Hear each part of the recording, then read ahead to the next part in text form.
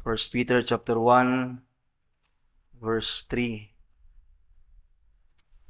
Payon sa 9. Ang basa ng pulong sa Ginoo, Blessed be the God and Father of our Lord Jesus Christ. According to His great mercy, He has caused us to be born again to a living hope through the resurrection of Jesus Christ from the dead, to an inheritance that is imperishable, undefiled, and unfading, kept in heaven for you, who by God's power are being guarded through faith for a salvation ready to be revealed in the last time. In this you rejoice, though now for a little while, if necessary, you have been grieved by various trials, so that the tested genuineness of your faith, more precious than gold, that perishes though it is tested by fire, may be found to result in praise and glory and honor at the revelation of Jesus Christ. Though you have not seen Him, you loved Him. Though you do not now see Him, you believed in Him, and rejoice with joy that is inexpressible and filled with glory, obtaining the outcome of your faith, the salvation of your souls. Thus far, the reading of the Word of God.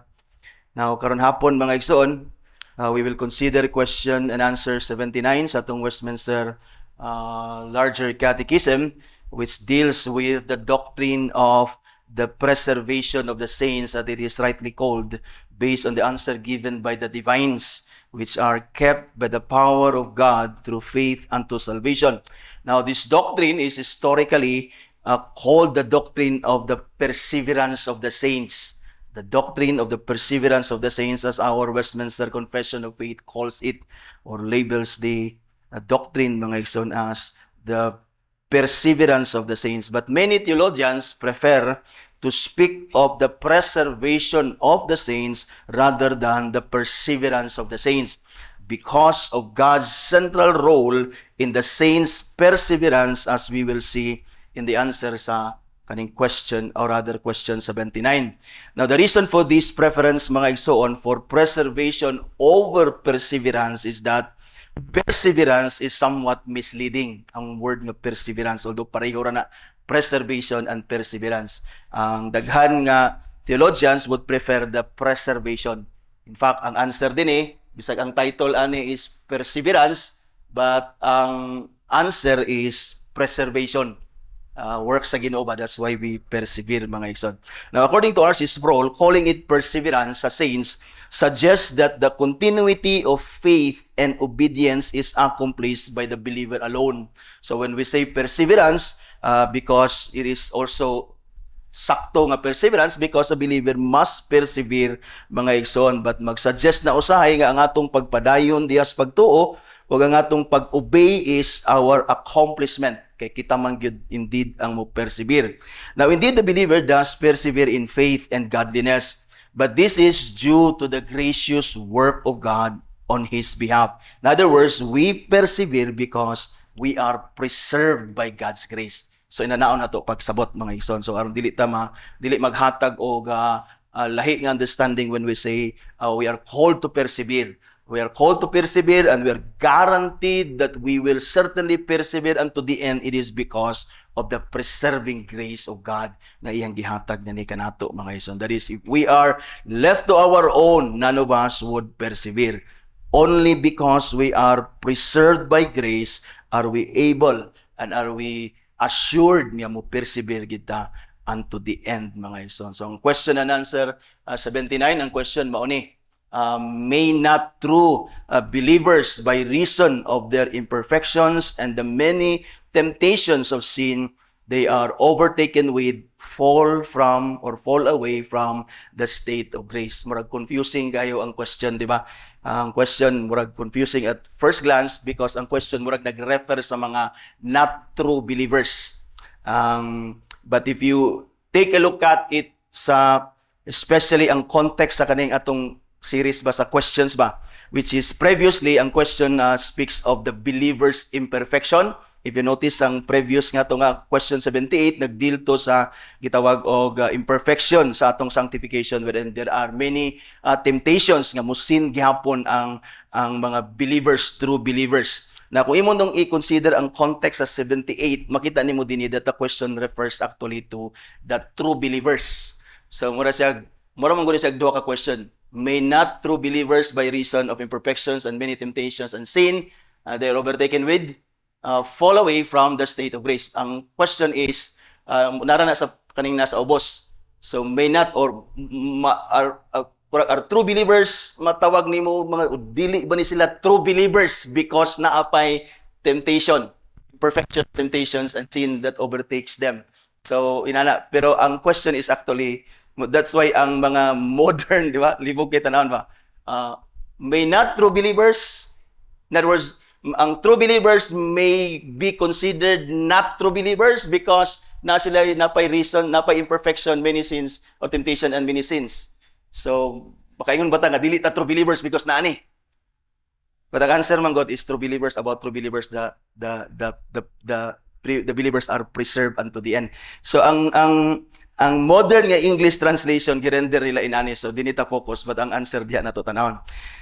Can the true believers, so ang modern English mo ni, can the true believers fall away from the state of grace because of their imperfections and the many temptations and sins they are overtaken with?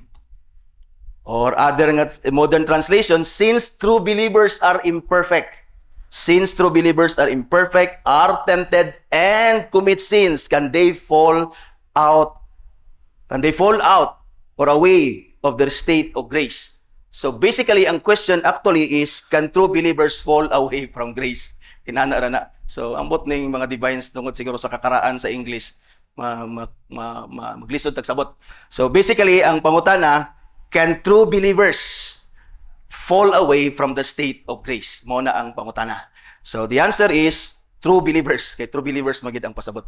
So true believers, by reason of the unchangeable love of God and His decree and covenant to give them perseverance, their inseparable union with Christ, His continual intercession for them, and the Spirit and seed of God abiding in them, can neither totally nor finally fall away from the state of grace, but are kept by the power of God through faith unto salvation. So the answer to the question, can true believers fall away from the state of grace, is an absolute no. Muna ang answer niya. No, dili sila mo fall away finally and totally and completely away from grace, because ang answer gyatag niya, they are kept by the power of God through faith unto salvation. But here, first is two things atong i-consider: the subject of God's preservation, and atong i-consider dayon ang main points sa answer diha nila, the reason for the true believers' preservation or rather perseverance. So first is atong i-consider ang subject dinhi of God's preservation. The subject of God's preservation. Kay lagi ang question man God, may not true believers, but ang modern English nag-ingon true believers. Can true believers fall away from the state of grace? Of course, the obvious diya mga ison subjects sa preservation sa Ginoo are the true believers. The true believers. The true believers, ang answer diya, true believers. Kung mo nang waon ang mga statements after the comma mga igsoon, then mulahos ka dito sa tumoy, makita nimo diya, the true believers can neither totally nor finally fall away from the state of grace, because again they're kept by the power of God.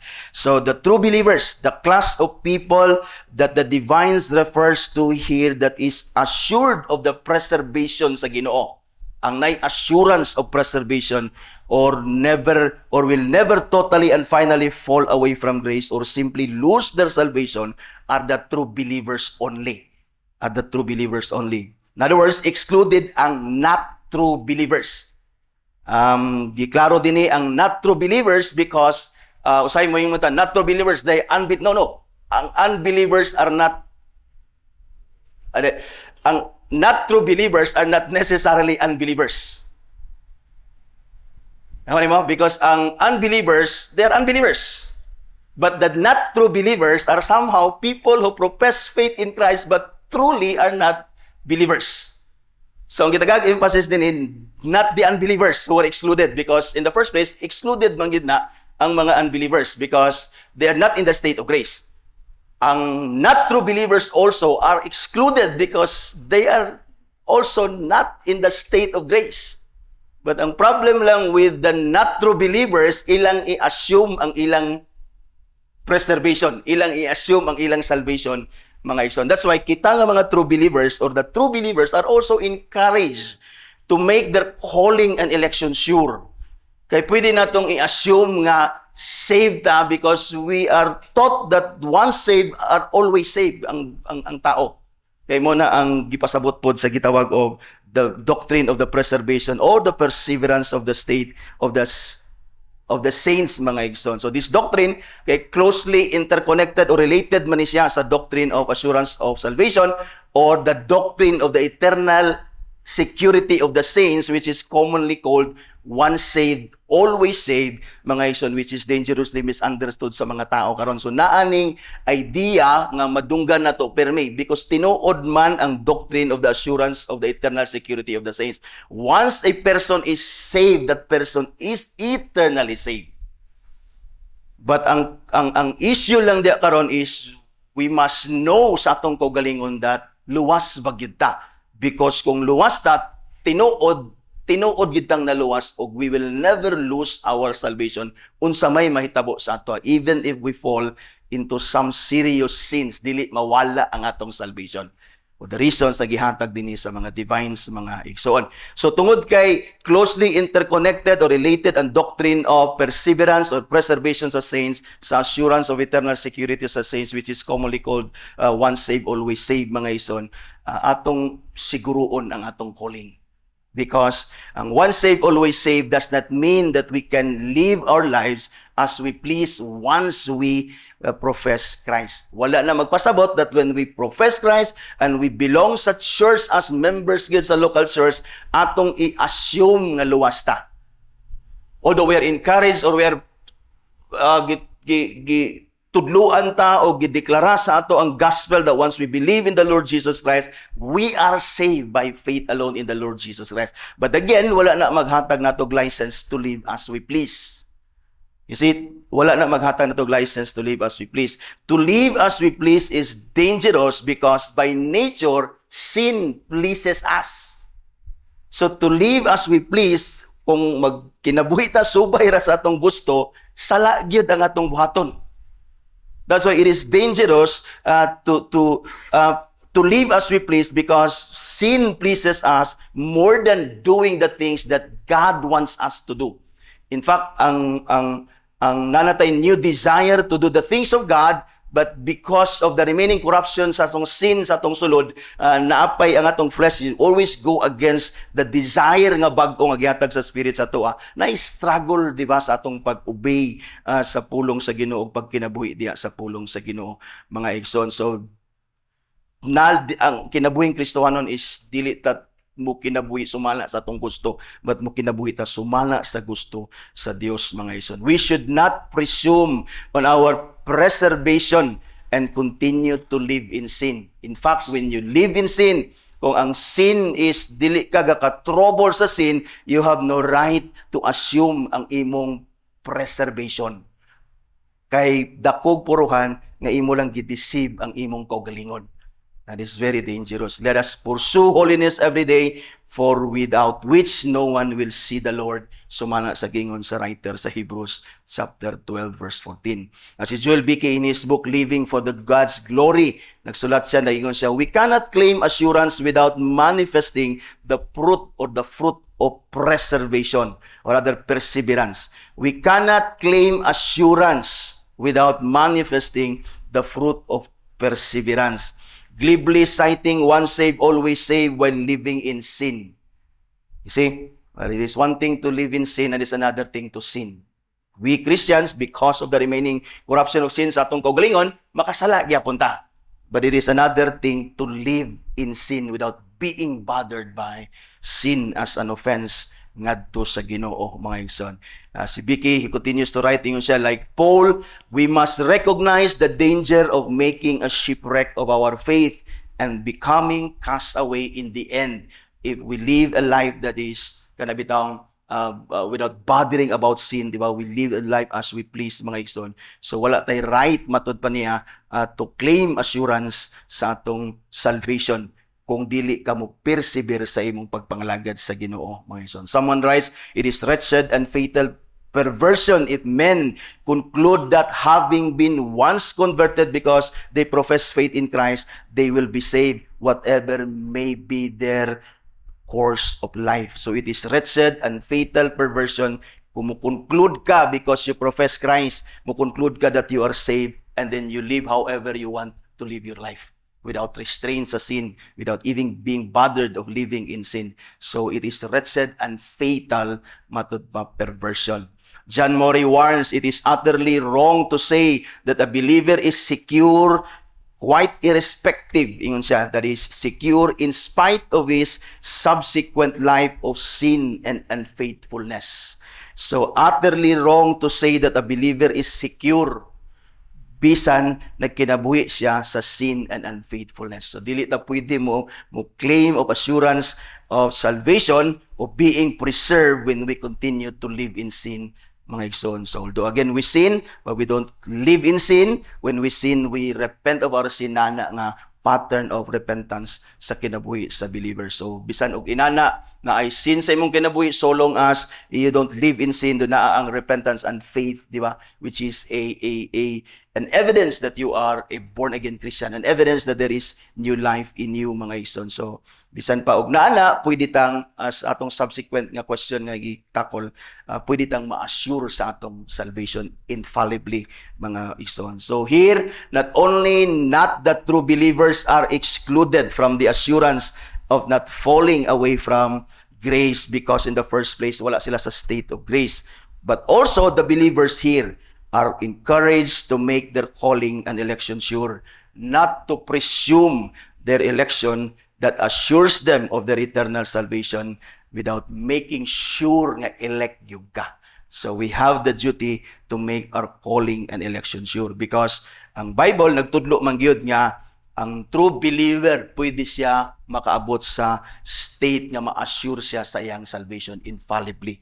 2 Peter chapter 1 verse 10, therefore brothers, be all the more diligent to confirm your calling and election sure, for if you practice these qualities, you will never fall. We must be diligent to make our calling and election sure. Na ay qualities nga gi-mention si Peter dinhi. What are these qualities? Kung mabalik ka sa verse 5 sa chapter 1 sa 2 Peter, mga igsoon, mabasa nimo dito, for this very reason, ayon sila, make every effort to supplement your faith with virtue. So these are the qualities. So your faith, you supplement it with virtues. Virtue with knowledge, and knowledge with self-control, and self-control with steadfastness, and steadfastness with godliness, and godliness with brotherly affection, and brotherly affection with love. For if these qualities are yours, kasi makita ni mga kaninga qualities in an increasing manner, are yours and are increasing, they keep you from being ineffective or unfruitful in the knowledge of our Lord Jesus Christ. For whoever lacks these qualities is so nearsighted that he is blind, having forgotten that he was cleansed from his former sins. Now, how will we have how these qualities nga mo increase nga ni sa tong kinabuhi? Mubalik na punta dito sa verse 3 sa maura nga gitawag nga chapter sa 2 Peter chapter 1, mga igsoon. So ang verse 3 na iyon din is divine power. So how will we have these qualities? Kung saan nga mo increase atong kinabuhi? His divine power has granted us or to us all things that pertain to life and godliness. How? Through the knowledge of Him who called us to His own glory and excellence, by which He has granted to us His precious and very great promises, so that through them, that is through the knowledge and through God's very precious and great promises, that through them you may become partakers of the divine natures. Kaning qualities nga gi-mention din, these are divine natures nga gihatag sa Ginoo sa ato, that we can possess og mo increase ni sa ato katong gipang gis-mention din nga mga qualities by hearing the gospel and hearing the word of God every now and then when it is preached every Lord's Day, mga igsoon. So dinhi to make our calling and election sure na yung mga qualities, spiritual qualities nga atong tan-awon nga naa sa atong kinabuhi, di ba? And all these qualities gikan ni sa gitawag o ma-learn nato gikan sa word sa Ginoo. Diba? So ang word sa Ginoo, when we come to learn the word of God, diya man magagikan ang atong faith, diba? Faith comes from hearing and hearing the word of Christ, and that faith, when it is supplemented with virtues, and virtues with knowledge sa word sa Ginoo, mga igsoon, then knowledge with self-control, i-apply nato ang word sa Ginoo nga atong nasabtan, makontrol nato atong self. In other words, ma-apply nato ang scripture sa atong life. Whatever is forbidden sa scripture, ma-apply nato with this self-control, fruit sa spirit sa atong life, that when the spirit, the word of God commands us to put off sin sa atong life with this self-control, kining fruit sa spirit sa tuwa, that we can obey the word of God now, unlike kaniadto nga mga sinners nga di nato, we are enslaved sa hindi nato ni mahimo, mga igsoon. But now that the spirit is in us, because we are born again, then makontrol na to atong self. In other words, ma-apply na to ang scripture sa atong kaugalingon, mga igsoon. So by this self-control, with steadfastness, with faithfulness in applying and living according sa word sa Ginoo nga atong ma-learn, mga igsoon, ang steadfastness mo result na godliness sa atong kinabuhi. You see, when we learn God's word, strengthen ang atong faith. When we continue to learn sa knowledge, we apply na to ang words sa Ginoo, mga igsoon, sa atong kinabuhi. With faithfulness, it will result in godliness sa atong kinabuhi. Makita ang holiness and righteousness sa atong kinabuhi. And this godliness, mga igsoon, with brotherly affection. We come to understand that we are brothers and sisters in Christ, that in fact, when we come to grow together, diyas Ginoo, we also grow in our brotherly and sisterly affection din sa simbahan. Muna nga, we are encouraged as a church to grow together sa knowledge sa Ginoo. Dili ta pwede magbisag asa ta mo simba, bisag asa ta mo paingon, because although we are one body ni Christ, kay universally we are members sa body ni Christ, mga igsoon, but locally gibutang ta sa Ginoo so that we grow together as a congregation, as a body ni Christ, not only to grow in knowledge and in virtues and in godliness, but we must also grow in a brotherly affection. And brotherly affection, of course, should be based on love for God and love for one another. And so mo increase ni siya nga quality sa ato mga igsoon, na mo increase ni siya as we continue. Again, gibutang sa verse 3 paingon sa verse 4 na mo grow ni siya nga qualities as we continue to also grow in our knowledge ngadto sa Dios, mga igsoon. That is through the knowledge of Him and His precious and very great promises, so that through them you may become partakers of divine nature. In other words, these qualities naani sa imong kinabuhi. Now, kung naani sa imong kinabuhi nga qualities, pwede nang mo assure ni mo imong kaugalingon that you indeed are in the state of grace, you indeed are of God, you indeed are saved forever, mga igsoon. So where and when and how will we grow in our knowledge sa words sa Ginoo? Of course, sitting at the preaching and the teaching of God's word every Lord's Day and every time maggather ang katawhan sa Dios, mga igsoon. So again, gi-emphasize na to ang preaching, teaching, because diya ta mo grow together. And then dito sa atong life, personal nga daily life nato as a Christian, we continue to read the word and then continue to meditate, especially the teachings and the preachings na receive nato sa Lord's Day, mga is, and then to apply it sa atong kinabuhi, that we may increase aning qualities and be assured sa atong election, mga igsoon. So do not take for granted ang privilege na gihatag sa Ginoo sa ato to sit at the feet of Christ para tudluan ta, di ba, sa mga pulong sa Ginoo. So di nato na i-take privilege na gihatag lang sa Ginoo sa iyang mga katawhan, to sit at the feet of Christ, to learn from His word every Lord's Day, mga igsoon, na yung mga teachers nga nag-study para lang ta matudluan sa mga pulong sa Ginoo. Let's thank the Lord nga usay atong mga lessons gabalik-balik by providence ang atong wali o ganiina ni parihara. Winanata sa wali nga Trinitarian nga salvation, kinipod makita nato ang atong preservation is actually Trinitarian yapon. Later on ato ning makita, mga igsoon. So murag gabalik-balik siya. But sa tinuod lang, importante na nga mga butang kagabalik-balikon sa Ginoo para pod nga mahimong ma-absorb nato, that it will become part sa ato ang understanding o part sa atong life and faith as true believers, mga igsoon. So importante nga magbalik-balik ni nga mga lessons so that we will understand. So So salamat ta sa Ginoo nga naay mga privileges gihatag ang Ginoo ni. So ayaw i-take for granted, di ba? So ayaw anhi sa Lord's Day nga mo nang nagingon ko nga sa Lord's Day let us prepare sa Saturday pa lang daan. Sleep well, sleep early, di ba? Para nga dili ka magduka pod abot sa simbahan. Di ba? Ay take note ko dinhi sa mga duka, noted na kay nako kaniya mga pirmi kini siya duka, pirmi kini siya mabilan.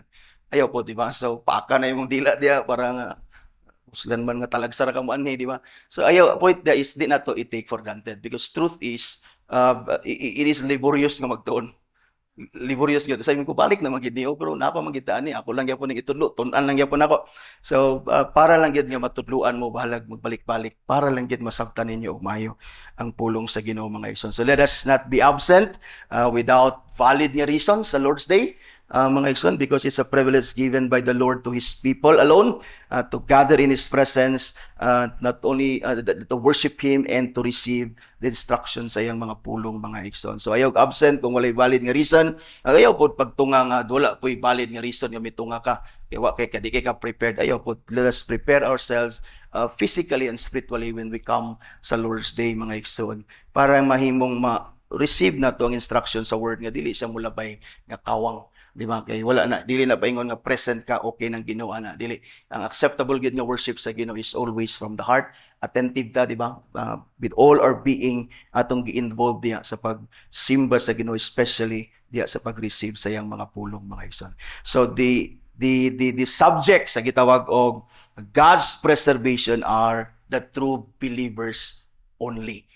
So para nga mahimo kang mabalaan nimo that you're a true believer, make your calling and election sure. Ayaw i-presume ang imong assurance of salvation because member ka sa church. Alright, the second is, which is the main point sa gitawag og question and answer 79 is the reason for the believer's perseverance. So ang subject sa preservation are the true believers, and these are the reasons ilang gipakita din sa divines that true believers persevere. These are the reasons why we persevere, mga igsoon. Answer is true believers by reason of the unchangeable love of God and His decree and covenant to give them perseverance in their inseparable union with Christ, His continual intercession for them, and the Spirit and the seed of God abiding in them can neither totally nor finally fall away from the state of grace, but are kept by the power of God through faith and to salvation. In other words, the reason why true believers do not totally nor finally fall away from the state of grace or simply lose their salvation, the reason why true believers do not lose their salvation, it is because they are kept by the power of God through faith unto salvation. So makita nimo why dili mawala sa ato ang atong salvation? Not dili kay ni persevere ta. Dili, it is because we are kept by the power of God. In fact, the reason why we persevere, it is because we are kept by the power of God through faith and to salvation. This means that it is not by our own power that we are kept safe or keep our salvation. Dili na sa atong power mga igsoon. Not even in our perseverance nga though necessary nga mo persevere ta on our part because only those who persevere in grace mga igsoon, in their serving sa Ginoo mga igsoon, nga mo grow po sa ilang assurance sa salvation. And in fact, si Jesus nagingon siya,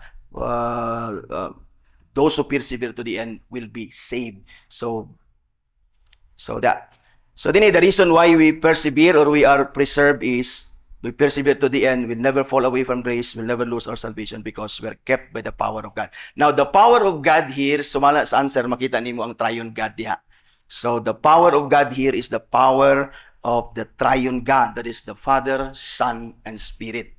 Diba? So like Paul's Ephesians atong study, the divines are also here speaks of the power of the triune God that keep true believers from falling away from grace totally and permanently mga igsoon. So diya tulo na kabutang diya gi-divide nila in relation to the Father, in relation to the Son, in relation to the Spirit. So diya yung makita how secure ang imong salvation. Why dili gyud ka by any means nga mo fall away sa imong salvation? Because the triune God is involved by His power in keeping you diya sa imong salvation. So first, in relation to the Father. Yung diya, true believers can neither totally nor finally fall away from the state of grace because first, they are kept by the power of the Father's unchangeable love. So the first reason na ilang ipakita diya in relation to the Father, ang true believers will never fall away from grace totally and completely, mga igsoon. Bisad mo fall sila sa sin, apay temptation, commit sila og sin, they'll never fall away totally and finally from grace. It is because they're kept by the power of the Father's unchangeable love. Makita na to di as primero. So kung imo nang basahon, true believers ang answer, true believers by reason of the unchangeable love of the Father. Mudiriso din ka, can neither totally nor finally fall away from the state of grace, but are kept by the power of God through faith unto salvation. God told His people in Jeremiah 31 verse 3, He loved them with an everlasting love, and that is the reason why ang Ginoo, He continued His faithfulness sa Israel. Taliwala nga ang Israel was very unfaithful sa Ginoo. Taliwala sa ilang unfaithfulness sa Ginoo, ang Ginoo mideklara gihapon nga love niya ang Israel. Ang Ginoo nagpabilin gyapon siyang faithful sa Israel. Why? Because ang love sa Ginoo is an everlasting love. Now we know ang Israel is a prefigure na sa katawan sa Diyos, chosen people, including us who believe in the Lord Jesus Christ now. In other words, ang love sa Ginoo sa iyang katawhan sa mga elect is an everlasting love, mga igsoon, and therefore it is unchangeable kay everlasting love man siya, mga igsoon. Meaning, it is not subject to any change or variation. Wala tayo kahimo nga ang love sa Ginoo sa ato mugamay, and then kung minaayo ta, magmaniton-aton ta, ang love sa Ginoo sa ato murag mudako kayo, main love sa ato maayo, dili, mga igsoon, dili ga fluctuate, walay variation ang love sa Ginoo sa ato. Even when we fall into a serious sin, ang love sa Ginoo sa ato nagpabilin. It's unchangeable.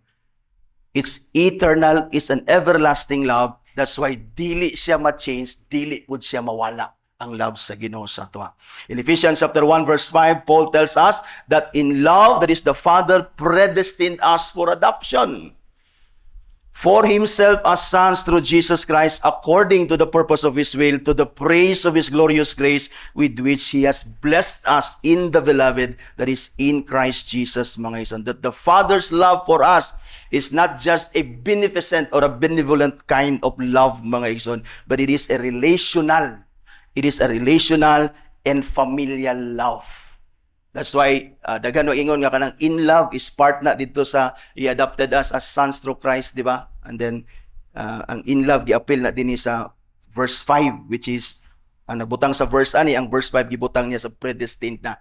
But, kung imo ni siyang basahon, in love, He predestined us for adoption to Himself as sons. In other words, ang relationship sa Ginoo sa ato is familial nga relationship. He is our Father, we are His sons, and we are His daughters in the Lord Jesus Christ, and that He loved us. That's why ang description sa ato is not only God's people, but it is, we are God's children, mga igsoon, tungod kay ang relationship sa Ginoo sa ato is founded sa iyang everlasting love, which maghatag sa atong assurance na dili mawala ang love sa Ginoo sa ato. Paul, speaking of God's everlasting love manifested in Christ Jesus sa Romans chapter 8, nangutana si Paul sa rhetorical question, ningon siya, who shall separate us from the love of Christ? Shall tribulation or distress or persecution or famine or nakedness or danger or sword? Dingan siya. For I am assured, dingan siya sa verse 38, for I am sure that neither death nor life nor angels nor rulers nor things present nor things to come nor powers nor heights nor depth nor anything else in all creation will be able to separate us from the love of God in Christ Jesus our Lord. Because God's love for us in Christ is an everlasting love, unchangeable love that remains forever, even if we fail, atubangan sa Ginoo, even if we fall into serious sin, magpabilin ang love sa Ginoo sa ato. So the reason why we are preserved, because unchangeable ang love sa Ginoo sa ato. God's love for Christ, His only Son, can never change nor cease. So His love for us who are in Christ is also unchangeable and ceaseless. Diba? So makita na nimo, mga igsoon, diha sa atong mga studies. So true believers, kita, if you are a true believer, you can neither totally nor finally fall away from the state of grace, because They are kept by the power of the Father's unchangeable love. See, di ba ka malipay na ang love sa Ginoo sa imo dili ma-change. You see, bisan pag mo fall short ta sa iyang expectation to walk in holiness and righteousness. But again, nag-preserve sa Ginoo ang iyang love sa ato. Second is, they're kept by the power of the Father's eternal decree. Answer dia, a true believer by reason of the unchangeable love of God and His decree. His decree can neither totally nor finally fall away from the state of grace, but are kept by the power of God through faith unto salvation. Our confession of faith, mga igsoon, in chapter 3, states that concerning ni sa God's eternal decree, ginani pag-state sa chapter 3, article 1 or paragraph 1, that God from all eternity did by the most wise and holy counsel of His own will freely and unchangeably ordained whatsoever comes to pass. Gi-ordain sa Ginoo tanan, whatsoever comes to pass, gidecree na sa Ginoo, gidetermine na sa Ginoo sa iyang wise and holy counsel, which of course includes our salvation. You see? And that from eternity, God decreed it, God decreed our salvation, and it will certainly come to pass. Gidecree man sa Ginoo. So whatever God decrees from eternity, mahitabo gyud na siya. Wala siya gitawag nga possibility nga matwart ang plan sa Ginoo or mo fail ang plan sa Ginoo, because whatever God decrees, as we confess atong confession of faith chapter 3.1 mga igsoon, is that ang tanan nga gidecree sa Ginoo will certainly come to pass, which is of course included ang atong salvation. Thus Paul speaks of our adoption in Ephesians chapter 1 verse 5 as a thing predestined. Ato natun-an that the word predestined means decreed from eternity. Decreed from eternity. In other words, if our salvation is decreed from eternity, if our adoption as sons is decreed from eternity, mahitabo na siya until eternity. Dili siya ma-change. So meaning, magpabilin ang atong kaluwasan, magdili ta mo fall away totally, finally, and completely from grace, bisan pag musinta, mo fall ta sa some serious sin, it is because ang nag-kept sa ato nag-preserve sa ato is not only the unchangeable love of God, but also the decree, the eternal decree sa Ginoo, nag-determine na niya ang salvation sa iyahang mga elect, mga igsoon. Also, ang atong confession speaks of God's decree with reference to His elect this way. Sa chapter 3 lang gyapon, article 5 or paragraph 5, mo ning gingon dito, that those of mankind that are predestined unto life or predestinated unto life, in other words, ang ilang kaninga mga tao, sinners, ang gi-predetermine na sa Ginoo, gi-decree na sa Ginoo from eternity that they will be saved, that is unto life. And so those mankind that are predestined unto life, God, before the foundation of the world was laid according to His eternal and immutable purpose. Dili ma-change niya katuyuan. Kay lagi, ang Ginoo, He is omniscient. Di siya pwede masayop sa iyang wisdom. Infinite yung wisdom, understanding sa iyang plan and how He will accomplish His plan. Sumala sa itong na-learn kaganiha mga ison. So, ang tao nga gipili sa Ginoo before the foundation of the world para ma-save unto life is according to His eternal, immutable purpose, and the secret counsel and good pleasure of His will hath chosen in Christ unto everlasting joy out of His mere free grace and love. So ang atong predestination, our election, our salvation, gidetermine na sa Ginoo, and ang purpose sa Ginoo of saving, choosing us and saving us in Christ unto eternal life is immutable. Gidecree na sa Ginoo, and therefore it shall come to pass without being or without having a chance nga mo fail na plan sa Ginoo, mga igsoon. Thus, ang Acts chapter 13 verse 48 tells us, ginanta ni Luke, that when the Gentiles heard this, they began rejoicing and glorifying the word of God, the word of the Lord, and as many who were appointed to eternal life believed. These people who heard the gospel believed. It is because, in the first place, gidecree ang ilang being united to Christ and being saved in the Lord Jesus Christ. We know that the word appointed means ordained. They were ordained. They were ilang salvation, ilang eternal life was decreed from eternity past. That's why we believe, they believe when they heard the gospel, mga igsoon. So true believers can neither totally nor finally fall away from the state of grace because, first, in relation to the Father, they are kept by the Father's unchangeable love. Second, they are kept by the power of the Father's eternal decree. And then thirdly, din mga ison, they're kept by the power of the Father's covenant of grace. So tanawa daw kani nga mga butang, by the power of God, power sa iyang unchangeable love, eternal decree, and covenant of grace. Dili pa lang daan, you'll never fall away from the grace of God. You see? And so true believers, by reason of the unchangeable love of God and His decree and covenant to give them perseverance, can neither totally nor finally fall away from the state of grace, but are kept by the power of God through faith unto salvation. God's relationship with man is always characterized as covenant. Walay lain form sa relationship sa Ginoo. Walay lain character sa relationship sa Ginoo sa tao. Even before the fall, it is always in a form of a covenant. God is the creator, we are His creatures. God is our king, we are His subjects. And the relationship sa Ginoo ana sa tao is inana na always na ay covenant, na ay gitawag nga agreement that ang Ginoo, He will rule us, and kita, His people, creatures, we will follow Him. Inana na. That's why natin gitawag before the fall na covenant of works, which is si Adan na fail. Because wala niya sunda, wala niya giobey ang covenant sa Ginoo of works. He disobeyed the commands of God and therefore fall sa iyahang covenant sa Ginoo. Wala siya na imong faithful siyang covenant sa Ginoo. But even after the fall, mga igsoon, God is still nagpadayon ang relationship sa Ginoo sa tao, especially the elect. But ang covenant sa Ginoo, kay covenant man gyud ang character sa relationship sa Ginoo, ang Ginoo nag-establish siya og special covenant with the elect, which is gitawag nato covenant of grace, mga ison. That is particular chosen people before the foundation of the world, mga igsoon. Nagipili sa Ginoo siyang kaugalingon, which is the seed of the woman, the offspring of the woman, mga ison, nga ang Ginoo na siya covenant of grace ani nga mga tao. That's why beginning dito kang Adan, ang covenant of grace gihatag dito kang Adan, and then dito na dayon ni flow paingon kang Abraham, paingon sa katawan sa Ginoo sa Israel, and panahon din sa ato karon. Di ba? So naay tao, naay mga katawhan nagipili ang Ginoo o nag-establish siya og covenant of grace among these people, mga isan. Ang tao, he's proven himself unfaithful sa tanan covenant sa Ginoo. Covenant of works, and even sa covenant sa Ginoo karon of grace, mga igsoon, is nahimo gyapon unfaithful ang tao. But the good thing, mga igsoon, is God is always faithful sa iyang covenant.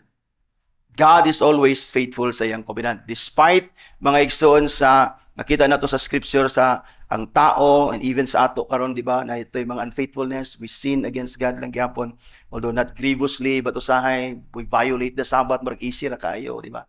Nakoy lakaw, nakoy kuan sa di kay nato ituman ang covenant sa Ginoo. Murag kana man kung ginana, murag we sin against God when we do that. We are commanded to keep the Sabbath holy, and yet when we usay murag mo disobey ta, we sin. But aliwala niya na, the good thing is God is faithful sa iyang covenant. God is always faithful sa iyang covenant. Makita nato ni from scripture, mga ison, again and again, ipakita sa Ginoo ang iyang faithfulness to His covenant people, mga ison. Now, this covenant sa Ginoo which is of grace. Of grace man nga covenant, that is why, even when we sin, the covenant of God is never nullified. Because in the first place, ang purpose sa Ginoo sa iyang covenant of grace is to save us from our sin. So think about ana nga taliwala nga naapatay imperfections, natay many temptations, and we fall sa sin. We are still kept by the power of God because sa iyang covenant of grace sa toa.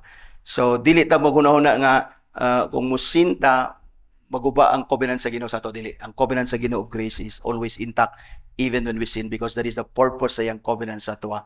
Is saved niya sa atong sin as His people, chosen, mga ison, for Himself in Christ Jesus, mga ison. Thus si Paul nag-assure sa mga believers sa Romans, mga ison, sa Romans chapter 5 verse 20 to 21, naingon siya, now the law came in to increase the trespass, but where sin increased, grace abounds all the more. You see, the more we sin, in fact, the more gracious God is ato. Kay lagi naaman siya covenant of grace ato, that He will save us by His grace, that is through Christ Jesus, because si Jesus, He paid all the penalties of our sin. But of course, dili pud ni himuon nato nga license to sin more because grace abounds more when we sin. The point lang diya ni Paul is dili ta mo fall away from the grace of God. No matter how we fall even into more serious sins. Because ang covenant sa Ginoo of grace is ang reason ug ang purpose ana is to save us not only from kanang gitawag nato nga many sins but sa atong tanan nga sin which includes grievous nga mga sin mga igsoon. Muna ningon si Paul dinhi, but where sin increase, grace abound all the more, so that as sin reign in death, grace also might reign through righteousness, leading to eternal life through Jesus Christ our Lord. So God's covenant of grace leads to eternal life mga igsoon. God's covenant of grace will lead and certainly lead to itawag of eternal life. In other words, if you are part sa covenant of grace sa Ginoo, you will never ever fall away from grace because you are kept by the power of God's covenant of grace. Mahimo man siyang ironic kung mo-fall ka sa covenant of grace, which is ang grace should supposed to save you from all your sins.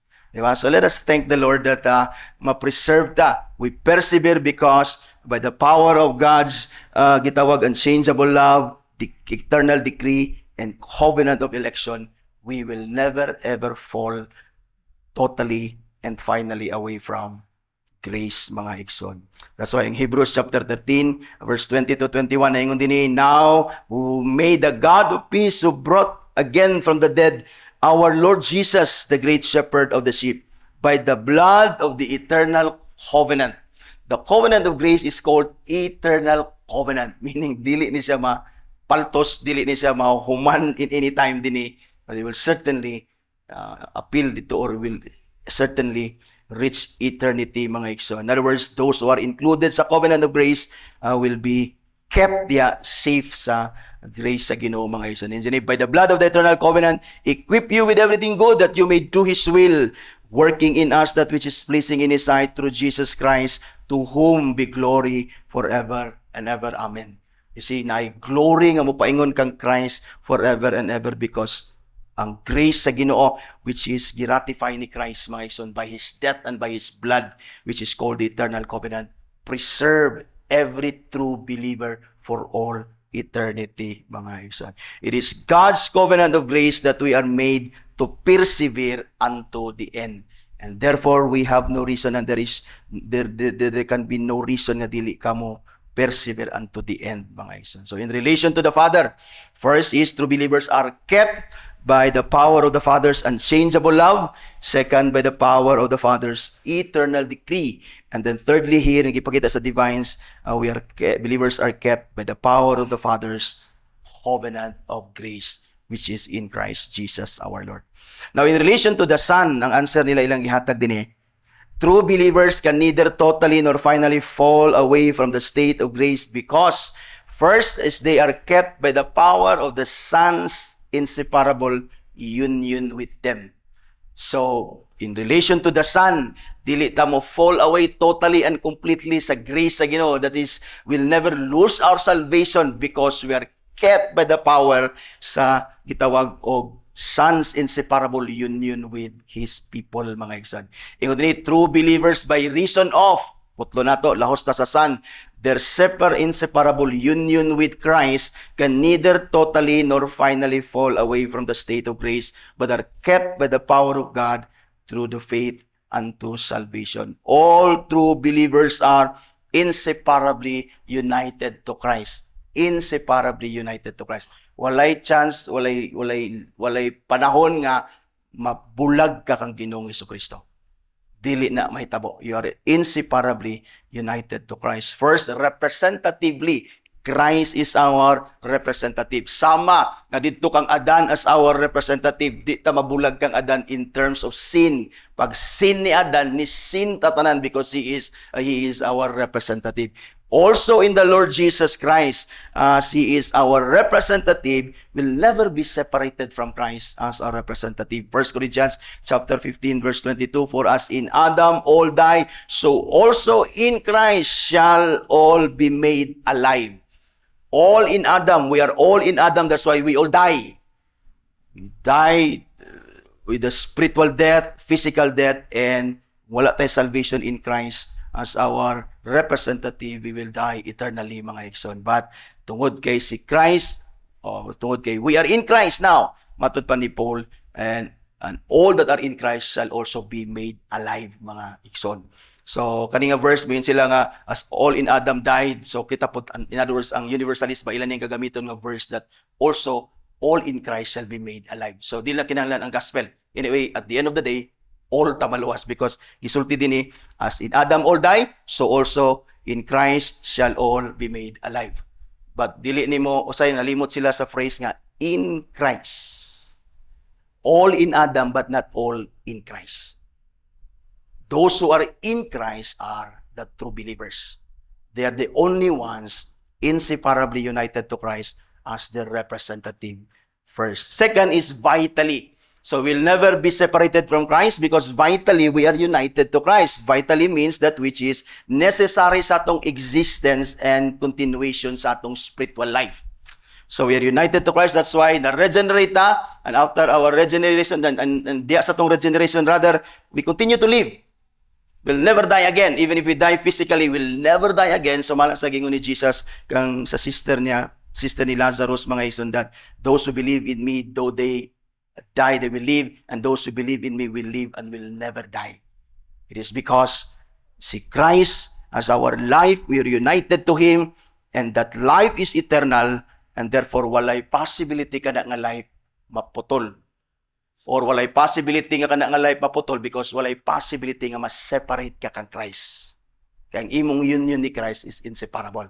That's why all who live will live forever with Christ, mga ison. So everything that is necessary to regenerate and sustain life flows freely from the Lord Jesus Christ, mga ison. In fact, ang Spirit, ang pag-regenerate sa Spirit sa tuwa, i-apply lang niya ang finished work ni Christ sa tuwa, which is na ay eternal life when Christ died for all our sins and He accomplished the perfect the requirements of perfect obedience sa law sa Ginoo. That's why when we come to believe in the Lord Jesus Christ, wala lang ta ma-justify, wala lang ma-forgive ang atong sins. We're made alive. It is because si Christ nakabaton sa eternal life para sa atoa. And that eternal life gihatag na sa atoa, beginning regeneration, and that life will remain in you until the end. Because that life comes from your union with the Lord Jesus Christ, mga ison. Thus, Bible describes all believers' union with Christ as ang analogy, which is body, si Christ ang head, and then we are the body of Christ, mga ison. So just as in one, just as the body is one and many members, and all the members of the body, though many are one body, so it is with Christ. Christ is the head of the body, mga ison. So long as the body remains, or so long as the head remains, which is Christ will remain the head sa church, and the church will always live because she is united to Christ vitally, mga ison. And then thirdly, din in relation sa atong union ni Christ, first representatively, He is our second Adam. We'll never be separated from Him as our representative. Vitally, we have life in Christ, mga ison, will never be separated sa iya because that life is eternal. And then thirdly is, ang union ni Christ is mystically. Diba? Mystically, it means that we have spiritual union and communion with Christ in His life, in His death, in His resurrection, even in His session, which is makita nato din sa second point, mga ison, sa in relation to the Son. So, ang union nato ni Christ is spiritual union and communion with Him. When Christ lived His life, is 33 years of life, gilived to ni Christ on our behalf. As our representative, we are united ato nga life. That's why when we come to believe in the Lord Jesus Christ, katong perfect righteousness ni Christ sa 33 years of life, motong righteousness na gi-cloth niya sa atoa. In other words, kana nga righteousness, which is righteousness sa iyang daily life in full and complete and gitawag nga perfect obedience sa law sa Ginoo, gibuhat to ni Jesus para sa atoa. That's why in the sight of God, we believers that are in Christ, sa mata sa Dios, we perfectly obey the law. We perfectly obey the moral laws of God Because when Christ lived His life, naka-unite ta dito sa iya, mga igsoon. And then when He obeyed those moral laws perfectly, it is as if we obey the laws perfectly, mga igsoon. So now, naman tong life ni Christ. In other words, na-unite na ka ato. That's why you have righteousness now. And then when Christ died dito sa cross, we died with Him. Sama sa ingon ni Paul sa Romans, di ba? That's why we died with Him. Christ, we know that Christ died for our sin, therefore we also died sa atong sin. And thus, when Christ rose to life again sa iyang resurrection, we also rose with Him. We rise with Christ unto the newness of life. Muna nga, kanang atong union ni Christ, mga mystically, dili na siya mausab. Because He already walked His life on our behalf. Tuan na ka dito. And He already died, and you already died with Him. And now that He was risen to life, you're already also risen unto the newness of life. The kana nga accomplishment ni Christ sa atong salvation is, nilabay na nahuman na, and therefore, dili na siya mautro, mga igsoon.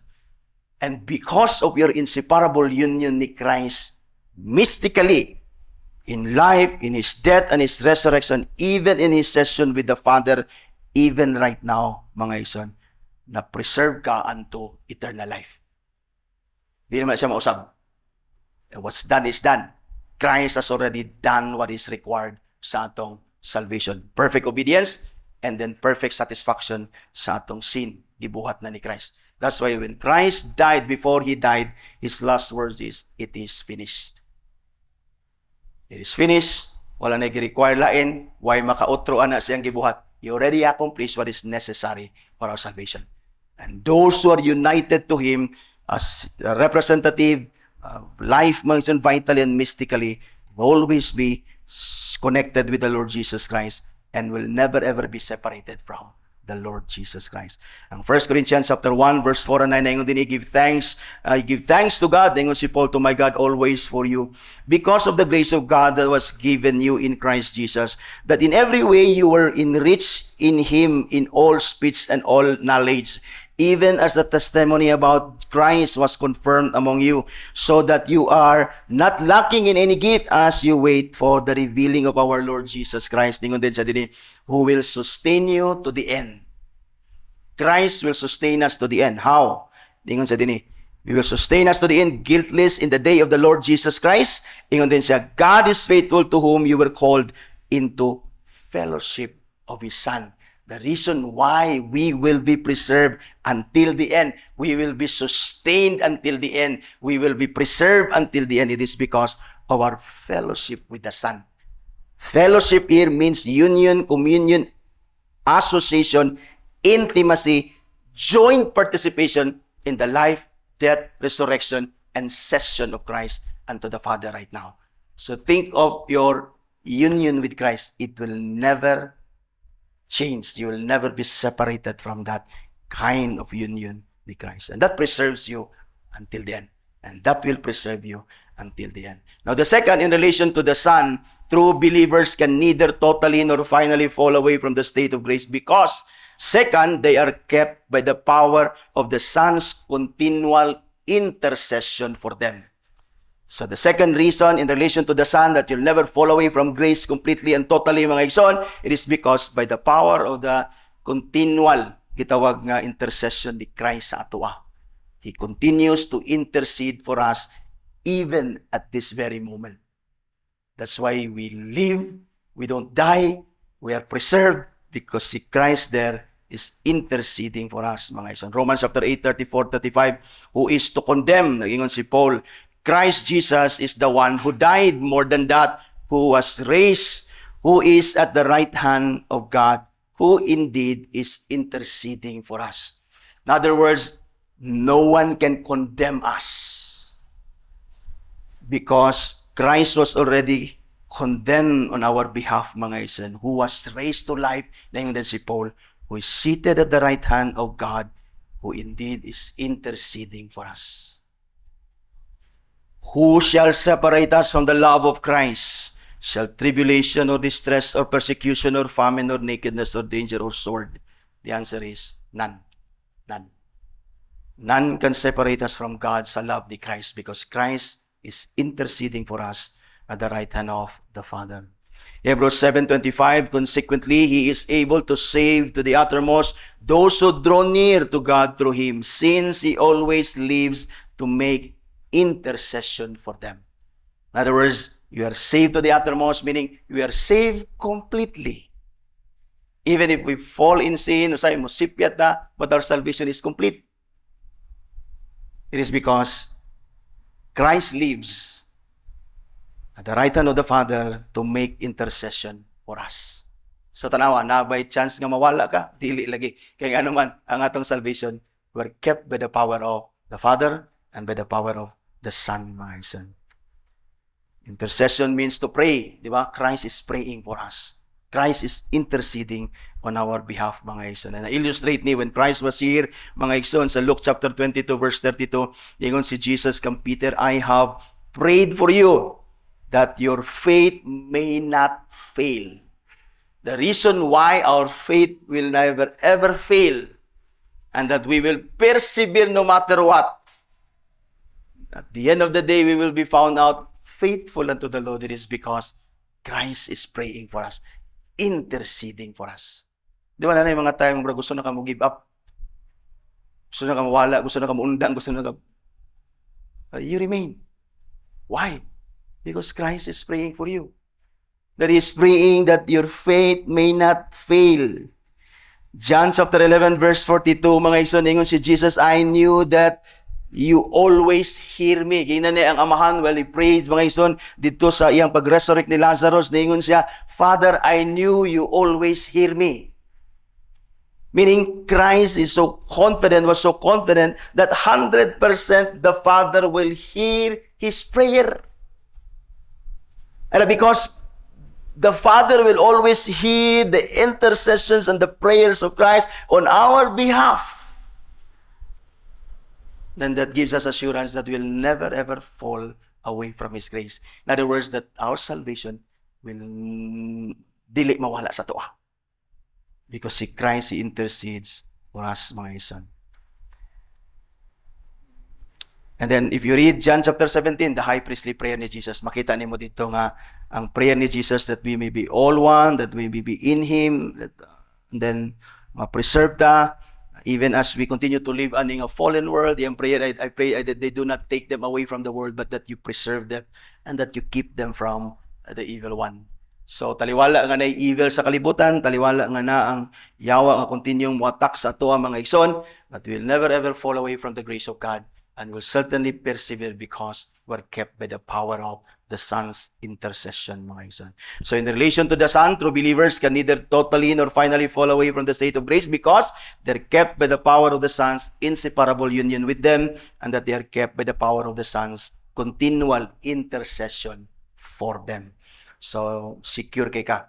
And then thirdly, in relation to the Spirit, na ingon din ang divines, true believers can neither totally nor finally fall away from the state of grace because they are kept by the power of the Holy Spirit's abiding presence in them. See? We know that ang Spirit, siya ang nag-apply sa redemptive work ni Christ sa tuwa. And so even the life of Christ nga eternal, in our union with Christ, ang Spirit mo'y naghatag ana sa tuwa. Siya ay nag-regenerate sa tuwa that we live, mga igsoon. John chapter 14 verse 6 to 17, mo ni ang promise ni Jesus concerning the Spirit. Ingon siya, and I will ask the Father, and He will give you another helper to be with you forever. Ang ingon ni Jesus, the helper here is the Holy Spirit, that when the Spirit is sent, He will be with us forever. Even, ingon siya, the Spirit of truth, whom the world cannot receive, because it neither sees Him nor knows Him. You know Him, for He dwells with you, and He will be with you forever. You see, you will never fall away from grace in relation to the Father, to the Son, and to the Spirit. Because in relation to the Spirit, He indwells you, and He will never leave you. Now think of falling into some serious sin. As the Spirit will depart sa imo and He will leave you alone? No, of course not. Because ang promise ni Christ, when He comes, He will remain forever sa ato.